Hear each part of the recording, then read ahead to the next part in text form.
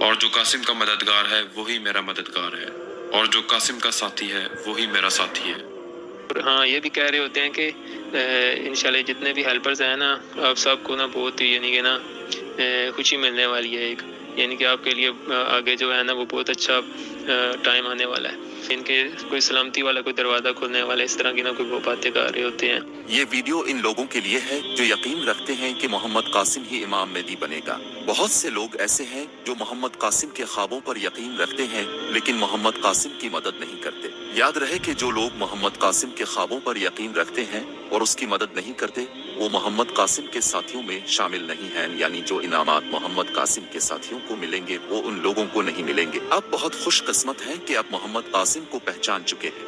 آپ کو چاہیے کہ قاسم کی سوشل میڈیا کے ذریعے مدد کریں، ابھی بھی وقت ہے۔ اگر آپ نے محمد قاسم کی مدد نہ کی تو آگے آپ پچھتائیں گے۔ سب سے پہلے آپ کو سوشل میڈیا ایپس پر اکاؤنٹ بنانا چاہیے۔ یہ سب یوٹیوب پر مل جاتا ہے کہ یوٹیوب چینل، فیس بک پیج اور دوسرے سوشل میڈیا اکاؤنٹ کیسے بنانا ہے۔ اور اپنے چند ویڈیوز بنا کر بس نہیں کرنی ہے، آپ کو مسلسل ویڈیوز بنانی چاہیے۔ شروع میں جب میں نے محمد قاسم کی مدد کرنے کے بارے میں سوچا تو میں نے کہا کہ صرف ایک ویڈیو بناؤں گا یہ کافی ہے، لیکن اللہ کی مجھ پر رحمت ہوئی کہ تو میں ایک کے بعد ایک ویڈیو بنانے لگتا۔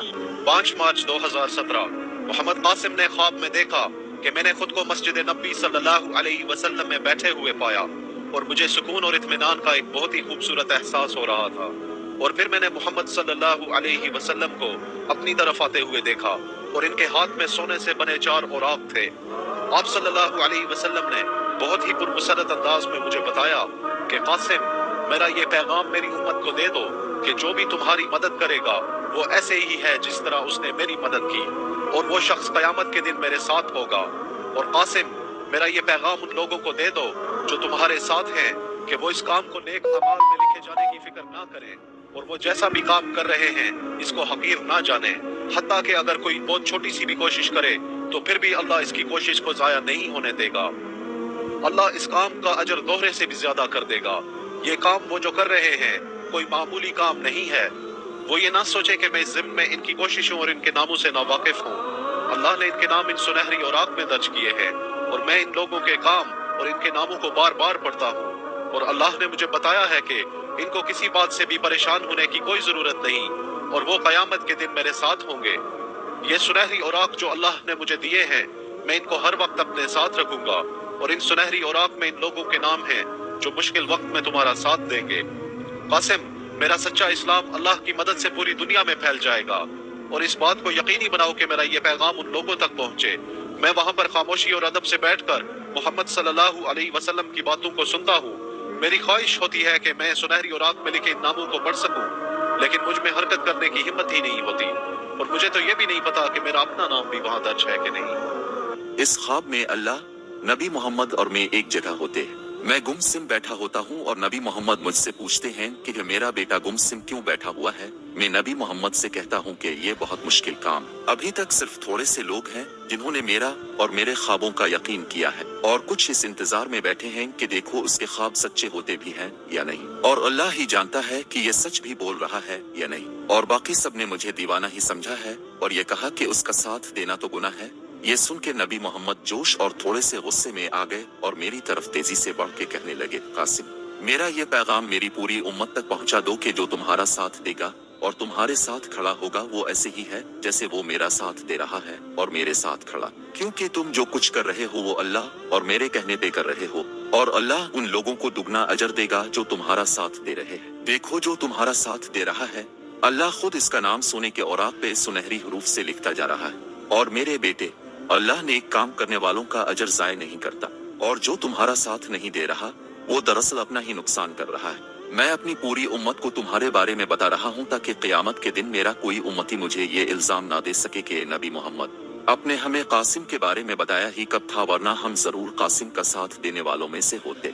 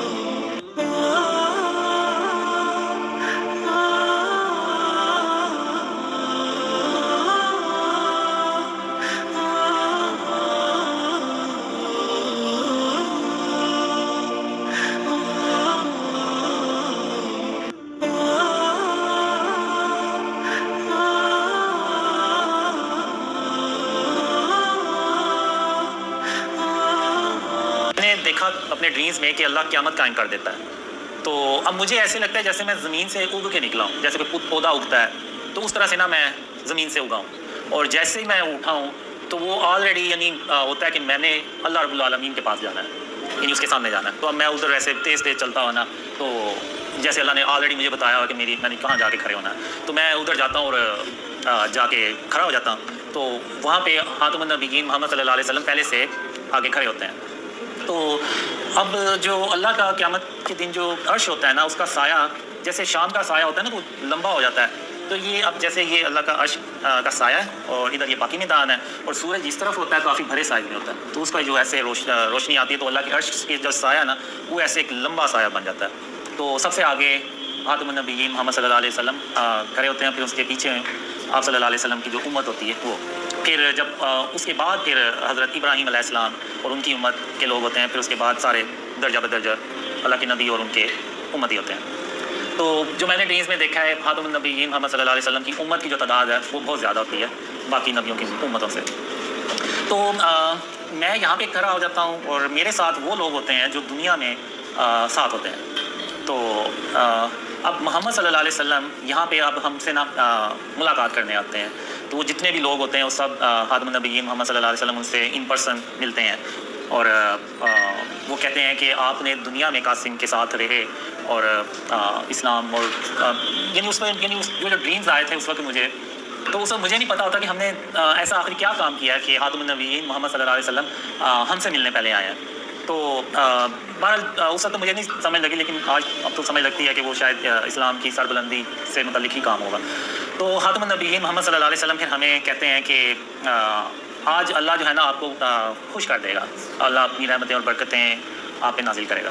تو اس طرح سے میں نے نا وہ ڈریم میں دیکھا, اور اس وقت میں ڈریم میں بھی یعنی یہ سوچ رہا ہوتا ہوں, حیران ہو رہا ہوتا کہ ہم نے آخر دنیا میں ایسا کیا کام کیا ہوگا کہ خاتم النبیین محمد صلی اللہ علیہ وسلم خود ہم سے ملنے آئے ہیں. تو وہ اس طرح کا ڈریم ہوتا ہے. تو اس کے علاوہ بھی کافی ڈریمز ہوتے ہیں, یعنی اس میں یہ جو ایریا ہوتا ہے ادھر سارے کفار ہوتے ہیں کھڑے ہوئے, اور ان کے گردنوں میں اور پورا زنجیروں میں جکڑے ہوتے ہیں, اور ایسے یعنی کہ ان کے اوپر یہ آج جو دن ہے نا وہ بہت بھاری ہے, تو اور ان کے لیے کوئی چھاؤں نہیں ہوتی, اور ایون زمین بھی ان کی پاپری ہوتی ہے, اور زمین سے بھی جو ہے نا وہ ان کو تپش محسوس ہو رہی ہوتی, مل رہی ہوتی ہے.